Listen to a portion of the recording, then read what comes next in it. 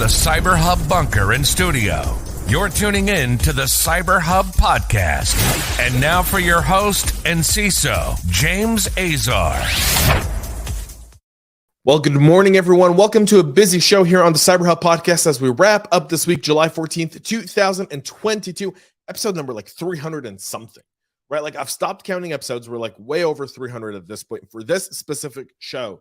We've been doing it now 4 years, do it 4 times a week, gonna do the math, taking some weeks off, vacation, whatnot.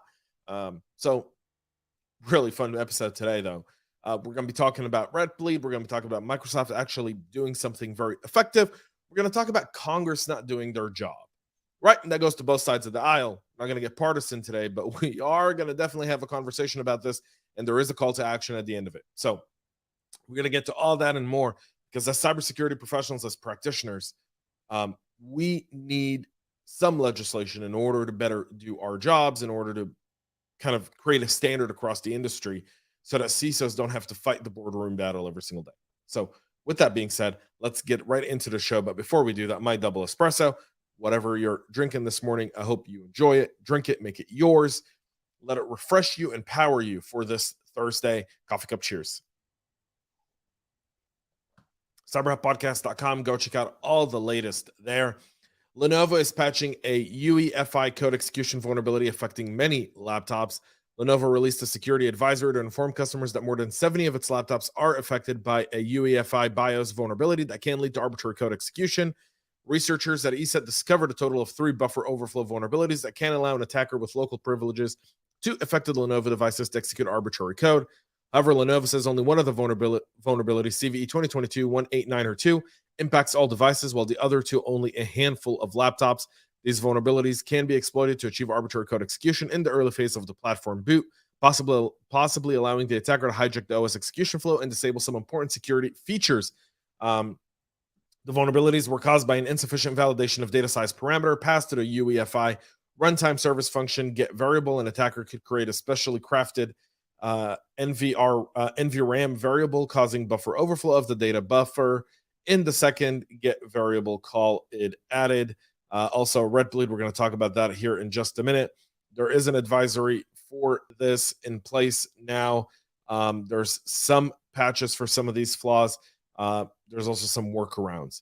So you want to read up on this. If you're using Lenovo, it's critical that you do. Microsoft is detailing an app Sandbox escape bug impacting Apple iOS, iPad, and macOS. On Wednesday, Microsoft shed light on a now patched security vulnerability that was affecting Apple's operating systems that, if successfully exploited, could allow an attacker to escalate device privileges and deploy malware. An attacker could take advantage of the Sandbox escape vulnerability to gain elevated privileges on an affected device or execute malicious commands like installing additional payloads. According to Jonathan Barr of the 365 Defender research team in the write-up track, the CVE 2022-26706 has a CVSS score 5.5. The vulnerability impacted iOS, iPadOS, macOS, tvOS, and watchOS, and was fixed by Apple in May of 22. Calling it an access issue that's affecting the launch services component, the tech giant noted that a Sandbox process may be able to circumvent Sandbox restrictions, adding it mitigated the issue with additional restrictions. So a good write-up there by Microsoft on this specific vulnerability.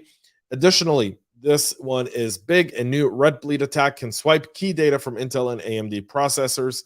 The exploit can leak password information and other sensitive materials, but there are mitigations being rolled out by both Intel and AMD.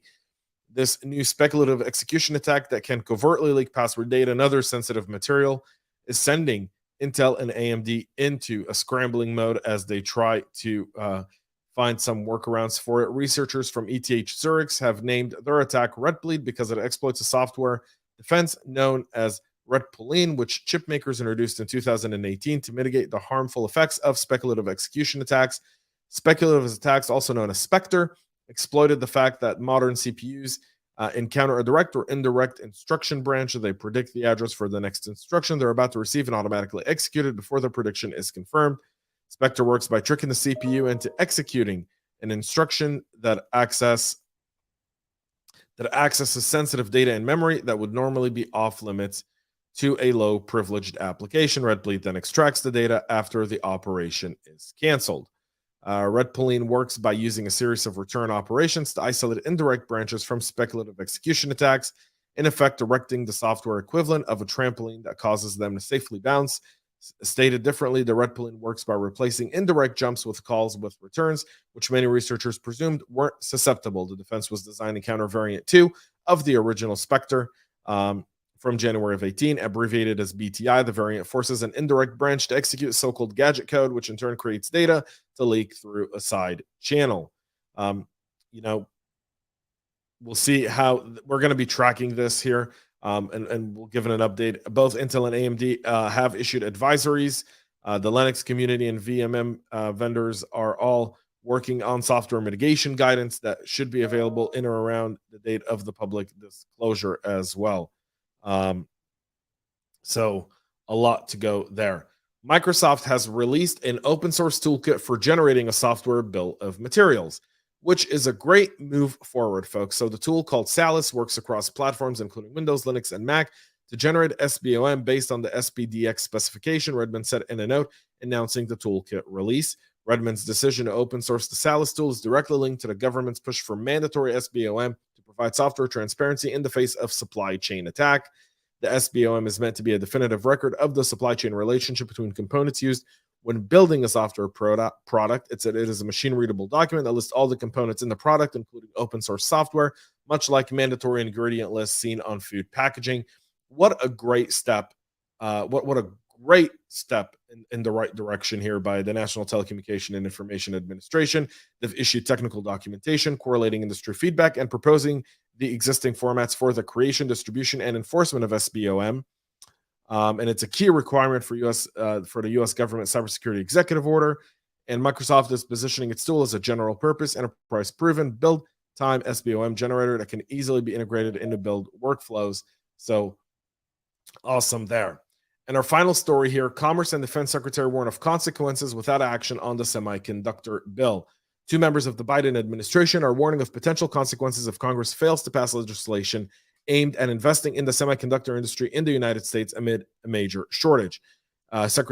Commerce Secretary Gina Raimondo and Defense Secretary Lloyd Austin addressed a letter which was first reported by Punchbowl News to the four top Democrats and Republicans in the House and Senate, urging them to pass the Creating Helpful Incentive to Produce Semiconductor Chips in America Act.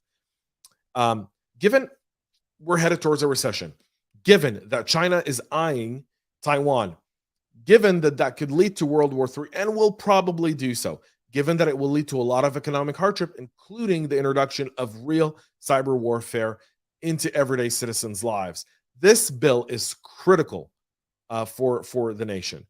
Critical for the nation for us to be able to produce our own semiconductors. If you're worried about car inflation, the pricing of vehicles, of smart devices, of laptops, iPhones, you name it, doing this is going to be critical. Again, call your congressmen and senators and get them behind this bill and get this on the floor before they head out for summer recess or right when they come back. Get this across and get it signed, folks. This is no joke here. That's it for our show today. We'll be back with a lot more on Monday. Until then, have a great rest of your day. Enjoy your weekend. And most importantly, stay cyber safe. We love feedback, so make sure to connect with us on social media and subscribe to our podcast on your favorite podcast listening platform.